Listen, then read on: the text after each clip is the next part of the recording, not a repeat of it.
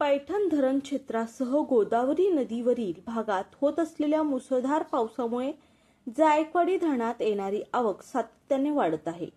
विशेष म्हणजे नाशिकसह जायकवाडी धरणाच्या पाणलोट क्षेत्रात पावसाचा जोर वाढला आहे। जायकवाडी धरणात किती क्युसेकने आवक येत आहे ते पाहूयात। त्याआधी आपण जर आमच्या हॅलो बळीराजा या चॅनलला सबस्क्राईब केला नसाल तर सबस्क्राईब करा, जेणेकरून आमचे अपडेट तुम्हाला लवकर मिळतील।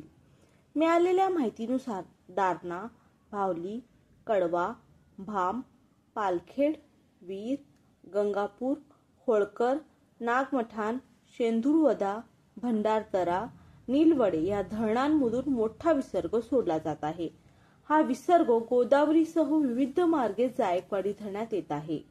आज रविवार 25 ऑगस्ट 2024 जायकवाडी धरणाचे दुपारी 3 वाजेचे अपडेट आलेले आहेत।